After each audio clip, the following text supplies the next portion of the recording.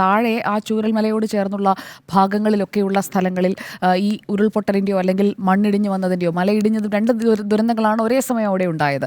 ഉരുൾപൊട്ടി പുഴയിലൂടെ വന്ന വെള്ളവും കൊണ്ടുപോയിട്ടുണ്ട്, അതുപോലെ തന്നെ മലയും ഇടിഞ്ഞ് രണ്ട് ഭാഗങ്ങളിലായി വന്നിട്ടുണ്ട്. അപ്പോൾ ഈ രണ്ട് ഭാഗങ്ങളിലും സുരക്ഷിതമല്ലാത്ത സ്ഥലങ്ങളാണ് എന്നുകൂടി മനസ്സിലാക്കിക്കൊണ്ട് താമസിച്ച ആളുകളുമുണ്ട്. പ്രായമായ ആളുകളൊക്കെ ഇതിൽ നിന്ന് രക്ഷപ്പെട്ട ആളുകൾ പറയുന്നുണ്ട്, ഇടയ്ക്കിടയ്ക്ക് പൊട്ടും, അപ്പോൾ ഞങ്ങൾ അപ്പുറത്തേക്ക് മാറും.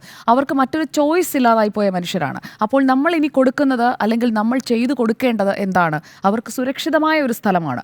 ഇതുപോലെ പൊട്ടും എന്നുള്ള, അതായത് ഈ ഉരുൾപൊട്ടലിനെയും മണ്ണിടിച്ചിലിനെയും അവർ പറയുന്നത് പൊട്ടെന്നാണ്. ആദ്യത്തെ പൊട്ട്, രണ്ടാമത്തെ പൊട്ട്, അങ്ങനെയാണ് പറയുന്നത്. അത് നെറ്റിയിൽ തൊടുന്ന പൊട്ടല്ല. ഈ പൊട്ടെന്ന് പറയുന്നത് അവരുടെ ജീവിതം കൊണ്ടുപോകുമെന്നവർക്കറിയാവുന്ന ഉരുൾപൊട്ടലിനെയാണ് അവർ ഈ പറഞ്ഞുകൊണ്ടിരിക്കുന്നത്. അപ്പോൾ അങ്ങനെ ആ ഒരു ദുരന്തത്തിൻ്റെ ഒരു കാഴ്ച നമ്മുടെ മുന്നിൽ നിൽക്കുമ്പോൾ ഇനി നമ്മൾ ചെയ്യുന്ന പുനരധിവാസത്തിൽ അത് ഉടൻ സാധ്യമാകുമോ എന്ന് ചോദിച്ചു കഴിഞ്ഞാൽ അത് സാധ്യമാക്കുമ്പോൾ അത് ചെയ്തു എന്ന് വരുത്താൻ വേണ്ടി ചെയ്യുന്ന ഒന്നായി മാറരുത്.